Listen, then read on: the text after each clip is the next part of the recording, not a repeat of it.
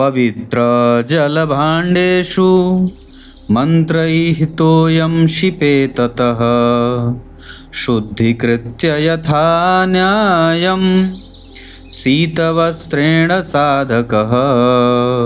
प्रिय दर्शकों नमस्कार, एक बार फिर से उपस्थित हूँ आप सबके सामने शुक्रवार के कार्यक्रम में शुक्रदेव से संबंधित विशेष बात। और आज आपको बहुत लंबी चौड़ी भूमिका नहीं, बस सामान्य बात कि किन किन भावों से शुक्र का संबंध जातक को बिना मेहनत के भी पैसे या धन या सुख या सांसारिक सुख दे जाता है।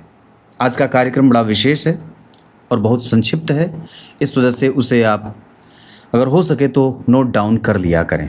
आइए शुरू करते हैं आज का कार्यक्रम। जैसे कि महालया पर्व चल रहा है जो हमारे पितरों का है, अगर आप त्रिपिंडी श्राद्ध कराना चाहते हैं काशी के विद्वानों के द्वारा तो 9572 वाले नंबर पे ज़रूर फ़ोन करें। और आने वाले दिनों में मैं उसे जल्दी ही हो सकता है तो लाइव भी चला दूंगा अपने कार्यक्रम अपने चैनल पे। इसके साथ साथ लाइव आता हूँ मैं शनिवार को, जो कि कल है, तो निश्चित रूप से आपको उसमें जुड़ना चाहिए अपनी कुंडली के साथ। आइए जय श्री कृष्ण के साथ आज का कार्यक्रम शुरू करते हैं। जब कभी भी शुक्रदेव के बारे में चर्चा होती है तो सभी चीज़ों को सुंदर बनाने का दारोमदार उनके ऊपर ब्रह्मदेव ने दे रखा है। और नवग्रहों में शुक्रदेव की तुलना दशावतारों में जब उनकी तुलना की गई, जो उनका साम्य जोड़ा गया तो भगवान परशुराम से उनका साम्य जोड़ा गया। दुनिया भर की जितनी सुगंधित वस्तुएं हैं वो सब शुक्रदेव के अंतर्गत आती हैं। शुक्र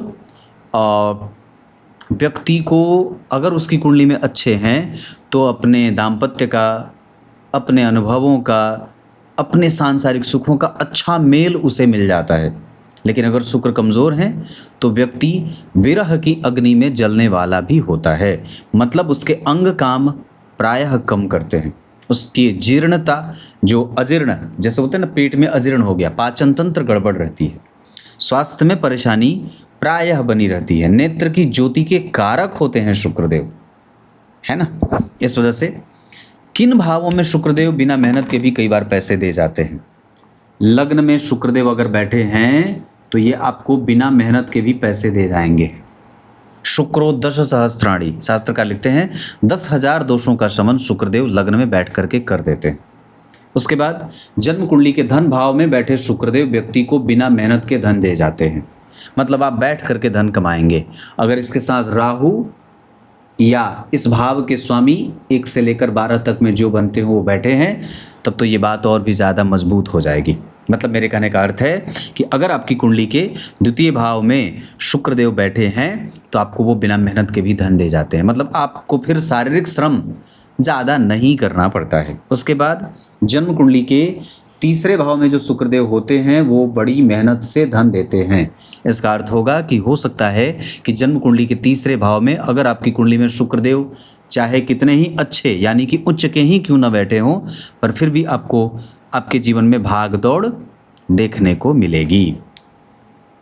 इसके अतिरिक्त अब मैं जो आप लोगों को बताने वाला हूं जन्म कुंडली के चतुर्थ स्थान के शुक्रदेव के बारे में। यहाँ के शुक्रदेव 1 से लेकर के 12 तक में किसी भी राशि में बैठे हैं, अगर इस भाव के स्वामी के साथ यहीं शुक्रदेव बैठे हैं तो ये आपको अतिरिक्त देते हैं। मतलब क्या है, आपने जितनी खुशी ढूंढी है, जितनी मेहनत आपने प्रसन्नता पाने के लिए की है, यहाँ के शुक्रदेव आपको वरदान साबित करा देते हैं, हो जाते हैं, क्योंकि ये दिग्बली भी होते हैं। और जिस तरीके से भगवान की बड़ी कृपा प्राप्त होती है तभी व्यक्ति भगवान के नामों का उच्चारण या भगवान की लीलाओं का, कथाओं का सुनने वाला होता है। वैसे ही जिस व्यक्ति के ऊपर शुक्रदेव की असीम कृपा होती है, भगवान की असीम कृपा होती है, उसकी ही कुंडली में शुक्रदेव जन्म कुंडली के चतुर्थ भाव में बैठे होते हैं। यहाँ वो नीच के भी होकर के अच्छे हो जाते हैं, वरदान साबित होते हैं।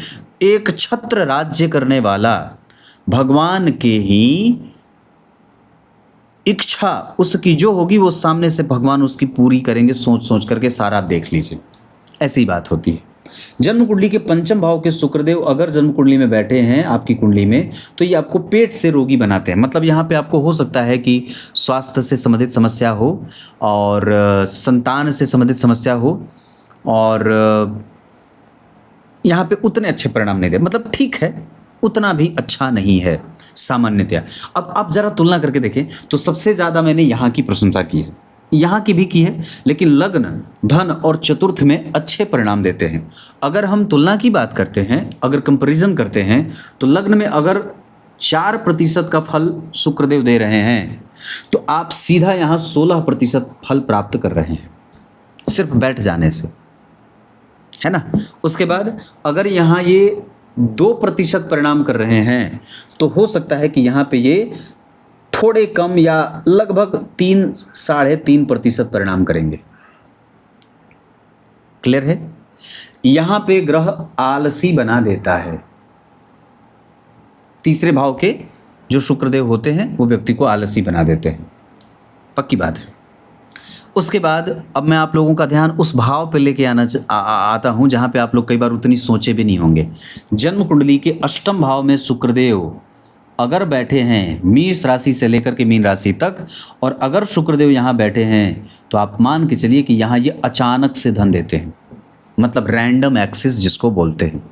तो जन्म कुंडली के अष्टम भाव के शुक्रदेव अचानक से धन देने वाले होते हैं, पर एक समस्या क्या देते हैं, यहाँ आपको स्वास्थ्य की समस्या बनी रहती है। हो सकता है कि आपको पाचन तंत्र में गड़बड़ी हो, जीर्ण अजीर्ण बना रहे, नेत्रों की समस्या हो, वीर्य की कमज़ोरी हो, कंटिन्यूटी गड़बड़ होती है। यहाँ पे आपको फ़ायदा क्या मिल जाएगा, यहाँ पे आपको लाभ मिल जाएगा। मैं यहाँ जो फ़ायदा मिलेगा वो यहाँ लिख दे रहा हूँ। यहाँ जो लाभ मिलेगा अष्टम भाव में बैठने का, आपका धर्म अच्छा रहेगा। यहाँ आपको जो अच्छा मिलेगा अष्टम भाव के उच्च होने का, यहाँ आपका चिंतन अच्छा है। यहाँ आपको मृत्यु सुखद मिलेगी, मृत्यु सुखद मिलती है। उसके बाद व्यक्ति मोक्ष की गति को प्राप्त करने वाला हो सकता है। हो सकता है कि अगर आपकी कुंडली में अष्टम भाव में शुक्रदेव उच्च के बैठे हैं, तो आपकी मृत्यु बड़ी सुखद हो, परिवार के मध्य में हो, बहुत ज़्यादा तड़फ करके ना हो, ऐसा। उसके बाद यहाँ व्यक्ति का योगाभ्यास अच्छा होता है, योग और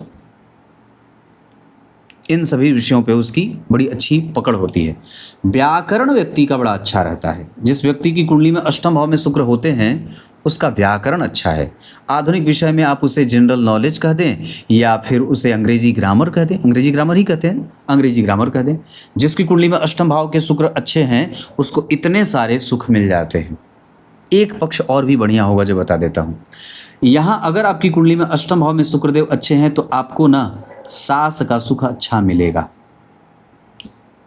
ये बढ़िया बात होती है, यहाँ पे आपको सास का सुख बढ़िया मिल जाता है। उसके बाद यहाँ आप अपनी पत्नी के ऊपर भी आश्रित रहेंगे तो कोई बात नहीं है, चलेगा। मतलब पत्नी नौकरी करने वाली मिल सकती है। ये अष्टम भाव के शुक्र आपको इतना सारा दे देते हैं। अब ज़रा विचार करते हैं, इससे सबसे अच्छी बात और भी क्या हो जाती है।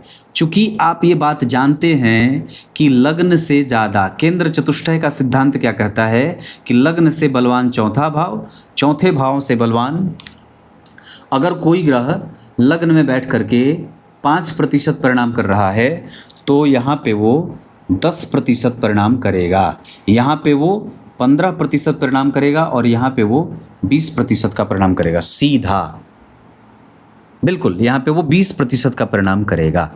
अब सबसे जो अच्छी बात है, क्योंकि ये आकाश का भाव होता है, आकाश, और यहाँ पे किसी भी भाव का स्वामी अगर बैठेगा, लाभ के स्वामी बैठ जाएं, 12वें के स्वामी बैठ जाएं, लग्न के स्वामी बैठ जाएं, धन के स्वामी बैठ जाएं, तो वो उस भाव के फल को 4 गुना वृद्धि कर देता है। चतुर्गुणित चक्रवृद्धि ब्याज के रूप में उसको वो फल मिलने लगता है। अगर धन भाव के स्वामी बैठे हैं, तो धन के लिए आप 2 रुपए के मेहनत में हैं, तो आपको 8 2 चौका 8 जोड़ दीजिए, मतलब 8% मिल जाएगा।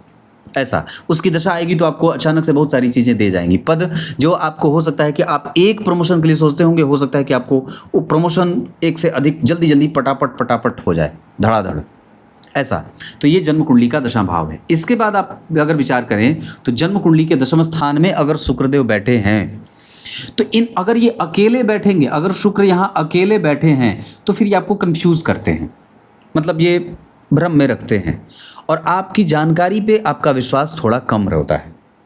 ऐसा, आपकी जानकारी पे आपका विश्वास थोड़ा कम रहता है।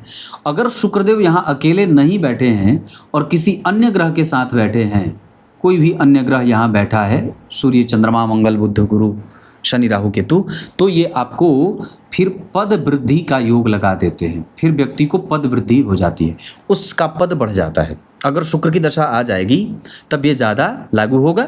और वैसे अगर आपकी कुंडली में शुक्र यहाँ किसी अन्य ग्रह के साथ बैठे हैं, राहु के साथ, मंगल के साथ, चंद्रमा के साथ, किसी भी ग्रह के साथ बैठे हैं तो आपको पद वृद्धि मिल जाएगी। पर अगर शुक्रदेव यहाँ, एक सामान्यतया एक फल है जो मैं आपको बता देना चाहता हूँ, अगर यहाँ शुक्रदेव बैठे हैं और शनि भी साथ में बैठे हैं तो व्यक्ति बड़ा कामुक और दुर्दांत दैत्य जैसा व्यवहार करने वाला हो जाता है, हबसी हो जाता है और बड़ा खराब व्यवहार वाला भी हो जाता है। पर ये बात कई बार लागू हो जाएगी अगर जन्म कुंडली के लग्न में गुरु ना बैठे हों या गुरु की दृष्टि यहाँ से न पड़ती हो। तो अगर शुक्र और शनि यहाँ दशम स्थान में बैठे हैं तो व्यक्ति कामुक विचारों वाला होगा और कई बार दुर्दांत कृत्य करने वाला, खराब कृत्य करने वाला होता है। लेकिन अगर गुरु की दृष्टि नहीं होगी तो ये ज़्यादा बढ़ जाएगी। अगर गुरु की दृष्टि यहाँ दशम स्थान पे है तो फिर वो उतना ज़्यादा हबसी नहीं होगा। इतनी सारी चीज़ें। अब एक अच्छी बात जो मैं आप लोगों को कई बार मैंने कार्यक्रम में भी कही है कि किसी भी अवस्था में अगर एकादशवें भाव में शुक्रदेव बैठे हैं तो ये आपको आपकी इच्छा पूर्ति पूछ पूछ करके करवा देते हैं। क्या चाहिए बोलो, मैं तुम्हें दूंगा। क्या कहा? वरदान में भक्त प्रहलाद को भगवान नरसिंह ने क्या कहा? जो मांगोगे वही दूंगा। कहा था ना, तुम्हें जो चाहिए मांग लो। ब्रह्मा की कुर्सी मांगोगे, ब्रह्मा की कुर्सी दे दूंगा। मेरी कुर्सी मांगना चाहते हो, अगर भगवान नारायण भी बनना चाहते हो तो मैं तुम्हें नारायण भी बना दूंगा। इंद्र बनना चाहते हो, इंद्र बना दूं। कुछ भी मांग लो, क्योंकि मैं बिल्कुल ही प्रसन्न हूं और इतना ज़्यादा प्रसन्न हूं कि आज तक मैं इतना प्रसन्न शायद ही किसी पे हुआ। तो प्रहलाद ने इतनी बड़ी प्रसन्नता भगवान से हासिल कर ली थी। और अवस्था के हिसाब से अगर बात करते हैं तो भक्त प्रहलाद और ध्रुव में कोई विशेष ज़्यादा अंतर नहीं था। पर द्वादश भागवतों में प्रहलाद जी का नाम आता है, ध्रुव का नहीं आता, क्योंकि ध्रुव को इच्छा थी कि वो राजा बने, है ना। पर प्रहलाद को ऐसी कोई इच्छा नहीं थी, वो सिर्फ भगवान से प्रीति मांगते थे। भगवान से सिर्फ कहते थे मैं आपको याद करता रहूं। और सबसे बड़ा वरदान यही होता है कि आप नित्य अपने ठाकुर जी से यही मांग रखते रहिए, हे भगवान आपको भूलूं नहीं, हमेशा याद करता रहूं, हमेशा ये एहसास होता रहे कि आप मेरे निकट ही बैठे हो और कभी भी आपका रिप्लेसमेंट दुनिया के किसी भी वस्तु से ना हो। मतलब कभी भी मेरे अंदर ये भाव ना हो कि मुझे ये मिल गई, मतलब अब ठाकुर जी की आवश्यकता नहीं है। और ऐसा हो भी नहीं सकता कि दुनिया की कोई भी वस्तु आपके ठाकुर जी से आप, मतलब वो ठाकुर जी से, आपके भगवान से, आपके इष्ट से आपको रिप्लेस करे, है ना। इस वजह से ये भाव आ जाना ही। तो जन्म कुंडली के एकादशवें भाव में ठाकुर जी ऐसे ही पूछते हैं, क्या चाहिए बताओ मैं दूंगा। और वो इतने बेहवल होकर के पूछते हैं कि आप शायद उस ग्रह पे विश्वास नहीं कर पाएंगे। तो भगवान, ये जो बात मैंने कही है, ये एकादशवें भाव के शुक्र के बारे में परमात्मा ठाकुर जी ने ऐसी कृपा उस जातक के ऊपर की है कि वो व्यक्ति जो मांगेगा ठाकुर जी उसको वही देंगे। मैं ठाकुर जी कह रहा हूँ, आप उसे जो कहें, हाँ, है ना, ये बात है। तो इतनी सारी चीज़ें हैं। 12वें भाव के शुक्र के बारे में आप लोगों को बता दूं। कई बार लोग कहते हैं पंडित जी आपने 12वें भाव के बारे में नहीं बताया। कई बार लोग ये भी लिखेंगे 6ठे और 7वें भाव के बारे में नहीं बताया। बता देता हूँ। 12वें भाव के शुक्र जो होते हैं वो पुरुषों की कुंडली में अगर 12वें भाव में बैठे हैं, मान लीजिए आप पुरुष हैं और आपकी कुंडली में 12वें भाव में बैठे हैं, तो आपका धन संचयन नहीं होगा और आपको महिलाओं से कष्ट होगा। जबकि अगर कोई स्त्री जाति का है और उसकी कुंडली में शुक्र 12वें भाव में बैठे हैं तो उसके लिए ये बहुत अच्छी और लाभ देने वाली बात हो जाती है। भगवान 9वें स्थान में शुक्रदेव व्यक्ति को मंत्र जापक, गुरु का भक्त और बहुत ज़्यादा ऐश्वर्य के पीछे न भागने वाला बना देते हैं। जबकि जन्म कुंडली के 6ठवें स्थान के शुक्रदेव अगर यहाँ बैठे हैं, जैसे बहुत अच्छा सिद्धांत है आचार्य वैद्यनाथ का कि शुक्र यहाँ बैठे हैं और अगर किसी भी ग्रह की दृष्टि इस शुक्र पे नहीं पड़ रही है तो ये आपकी कुंडली में बिल्कुल है ही नहीं। आप इनको ये समझ लीजिए कि ये बिल्कुल आपकी कुंडली में बस नेग्लेजिबल हैं, बैठे हैं, बल्कि इन्होंने अपने दशा में भी आपको कुछ नहीं, बस ऐसे ही सामान्य चल रही है बात। मतलब शुक्र देव का छठवें भाव में बैठना बिल्कुल ही नगण्य या शून्य या नल एंड वॉइड परिणाम देता है। यहाँ पे वो बैठे हों तो या तो 2 नंबर में बैठे हों, या 12 नंबर में बैठे हों, या 7 नंबर में बैठे हों। मतलब या तो अपने उच्च की राशि में हो या तो अपनी राशि में बैठे हो, तब जाकर के यहाँ के शुक्र का कुछ अच्छा परिणाम आपको मिलेगा, अन्यथा भटकाव जारी रहता है। उसी तरीके से यहाँ पे अगर शुक्रदेव बैठे हैं तो पुरुष की कुंडली में अगर बैठे हैं तो कई बार ये गड़बड़ है, लेकिन अगर स्त्री की कुंडली में बैठे हैं तब ये बहुत अच्छी बात है। क्लियर है? अब आइए कार्यक्रम के आरंभ में जो मैंने श्लोक पढ़ा था उसका अर्थ बता देता हूँ। शिव जी की पूजा से पहले मस्तक पे भस्म, त्रिपुंड, गले में रुद्राक्ष की माला और साथ ही साथ जल, चंदन, कर्पूर, उसके बाद क्या लिखा कि कुश, अपामार्ग, कपूर, चमेली, चंपा, गुलाब, श्वेत कनेर, बेला, कमल और उत्पल आदि भांति भांति के अपूर्व पुष्पों से एवं चंदन से उनकी पूजा करनी चाहिए। जल की जो धारा है वो तब तक चलती रहनी चाहिए जब तक कि आप उन पे चंदन का लेप ना लगा दें, श्वेत चंदन। वैसे भी चंद्रमा श्वेत चंदन से बड़े प्रसन्न होते हैं, तो आपको अगर आपकी कुंडली में भी चंद्रमा अगर कमजोर है तो आपको भगवान शिव को श्वेत चंदन अर्पित करना चाहिए, अक्षत अर्पित करना चाहिए। तब तक के लिए बहुत बहुत नमस्कार।